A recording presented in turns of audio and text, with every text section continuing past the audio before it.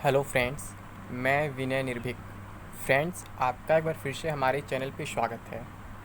Friends, आपको मालूम होगा मैं आपसे लगातार कह रहा हूँ कि यूपीएसआई एग्ज़ाम में देरी होगी।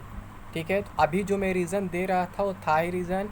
अब एक सबसे बड़ा रीज़न सामने निकल कर के आ गया फ्रेंड्स। जी हाँ फ्रेंड्स, सबसे बड़ा रीज़न जिसके कारण अब एग्ज़ाम में और देरी होगी, मैं समझाऊंगा। ये रीज़न आप ही लोगों के माध्यम से पता चला है। मैं ये बात बिल्कुल भूल गया था, मेरे दिमाग में नहीं था कि यूपीएसआई का टेंडर जो सितंबर में ही फाइनल हो चुका था और अब एग्ज़ाम जो है एनसीईआरटी कराने का जिम्मा ले लिया है, ना कि टीसीएस। जैसे कि मैंने पिछले वीडियो में बोले टीसीएस एग्ज़ाम कराने वाली है, उसमें मैंने काफ़ी रीज़न दिए कि टीसीएस को और भी एग्ज़ाम्स कराने, ये करने वो करने से देरी होगा, तो वो अपना अलग इशू है। ठीक है, अब क्या है ना कि यहाँ पे क्या टीसीएस नहीं एनएसईआईटी एग्ज़ाम कराने वाली है। तो मेरे ही वीडियो पिछले वीडियो पे लोगों ने कमेंट किया, जिनका इंडियन नाम से आईडी, उन्होंने कमेंट करके बताया कि मतलब कि टीसीएस नहीं एनएसईआईटी एग्ज़ाम कराने जा रहा है। तो उनका बात बिल्कुल सही है, मैंने वेरीफाई किया, तो उन्हें थैंक्स भी बोला, थैंक्स फॉर अपडेट मी। ठीक है, तो बात ये है, मैं भूल गया था, मुझे जानकारी नहीं था जब मैं वीडियो बनाया था, लेकिन मैंने फिर से कंफर्म किया तो उनकी बात सही निकली पूरी तरीके से। यूपीएसआई एग्ज़ाम जो है एनएसईआईटी ही कराने वाला है। लेकिन अब मैं क्यों कह रहा हूँ कि भर्ती कोर्ट में जाएगी या फिर एग्ज़ाम में देरी होने का और नया क्या कारण है, तो मैं ये बताना चाहता हूँ।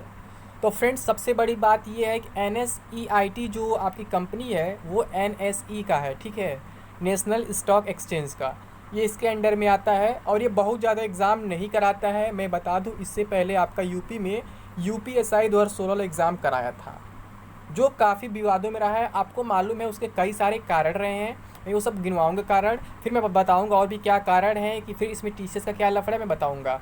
तो फ्रेंड्स, कारण ये है कि वो भर्ती जो है उसका विज्ञापन शायद जून जुलाई के आसपास 2016 में आया था। ठीक है, और ये एग्ज़ाम कब कराए थे, रिटन एग्ज़ाम आपका जून जुलाई 2017 में कराए थे, यानी पूरा का पूरा एक साल बाद कराए थे। अब आप लोग इसको इससे मत जोड़ दीजिएगा कि इलेक्शन की वजह से एग्ज़ाम रुक गया था। मैं पहले क्लेरिफाई कर देना चाहता हूँ कि इलेक्शन या फिर आचार संहिता का मतलब किसी एग्ज़ाम पे इफेक्ट डालना नहीं होता है। इलेक्शन या आचार संहिता का मतलब यही होता है कि हम नया नोटिफिकेशन नहीं निकाल सकते हैं। ठीक है, क्योंकि इलेक्शन 4 से 5 दिन होते हैं, 6 दिन होते हैं, उस दिन पे छुट्टी करके बाकी दिन एग्ज़ाम करा सकते हैं हम। और आपको मालूम है एसआई का एग्ज़ाम बहुत ज़्यादा लंबा नहीं चला था, शायद 5-6 दिन चला होगा, क्योंकि टोटल 6 लाख फॉर्म ही पड़े हुए थे। ठीक, पिछले बहुत कम फॉर्म पड़े थे, तब इतना प्रॉब्लम फेस करना पड़ा था। एनएसईआईटी को लगभग एक साल बाद एग्ज़ाम कराया और वहाँ भी पेपर लीक हो गया। जी हाँ फ्रेंड्स, वहाँ भी पेपर लीक हो गया। तो जब जून जुलाई में एग्ज़ाम हुआ था, फिर से री एग्ज़ाम दिसंबर में कराया गया 2017 में ही। ठीक है, तो जब 2017 में ही आपका दिसंबर में एग्ज़ाम कराया गया, तो उस रिटन एग्ज़ाम का रिजल्ट जो है मई 2018 में आया था। आप समझ रहे हैं कितना गैप हो रहा है, कितने टाइम की गैपिंग हो रही है। मान लीजिए रिटन एग्जाम के बाद तो आपका बीच में इलेक्शन नहीं था, अगर आप इलेक्शन का भी दोष देते हैं तो बीच में इलेक्शन नहीं था, तो वो मई 2018 में आया। और फिर बहुत से लोग कहते हैं कि फिजिकल वगैरह गर्मी में नहीं कराया जाता है, तो फ्रेंड्स गर्मी में ही फिजिकल हुआ था आपका, जून जुलाई में ही तुरंत फिजिकल कराया गया था। फिजिकल में जरा सा भी देरी नहीं किया गया और वहाँ पे काफ़ी लोग बेहोश भी हो गए थे, काफ़ी लोगों का डेथ भी हुआ था, आपको मालूम होगा, न्यूज़ मिला होगा ये चीज़। ठीक है, तो ये लोग जून जुलाई में फिजिकल करा दिए, तो जब इन्हें फाइनल डेट जल्दी देना था तो लेट कर दिए। फिर फाइनल डेट कब आया था, फरवरी 2019 में आया था। यानी कि समझ लीजिए पूरा का पूरा 3 साल लग गया था। उसके बाद भी मामला कोर्ट में अभी भी चल रहा है, बहुत से उसमें इशू वगैरह हैं। तो आप इसके बारे में समझ सकते हैं, इसका पहला कंडीशन यही है कि एग्ज़ाम को लेट कराता है, ये ऐसा कंपनी है। और मैं आपको बता दूं, इसके पास सेंटर्स बहुत कम है अपने, जैसे मैं बोल रहा था ना टीसीएस का ही सेंटर हर जगह, टीसीएस सारे एग्जाम कराता है, तो उसमें सच्चाई है फ्रेंड्स। इसके पास सेंटर बहुत कम है, मैं काउंट किया हूँ, यूपी में केवल 13 सेंटर इसके पास है। मैं कुछ काउंट करा देता हूँ, मैं यहाँ उसका स्क्रीनशॉट नहीं लगा, मुंह से याद याद दिला देता हूँ। तो इसका सेंटर फ्रेंड्स एक बनारस में है, एक लखनऊ में है, एक कानपुर में है, एक गोरखपुर में है, एक झांसी में है, एक फैज़ाबाद में है। ये आपका 6 हो गया। फिर आगरा में है, अलीगढ़ में भी शायद है। तो ऐसे कुल बरेली में कुल 13 जो है सेंटर इसके पास है। आप सोचिए 13 सेंटर में कैसे एग्जाम हो पाएगा। पिछले बार 6 लाख फॉर्म पड़े थे और इस बार आप सोच सकते हैं कितने लाख फॉर्म पड़ सकते हैं। तब में अब में बहुत डिफरेंस है, हर एक फॉर्म में कैंडिडेट्स की संख्या बढ़ती जा रही है। तो ये एक अलग रीज़न है।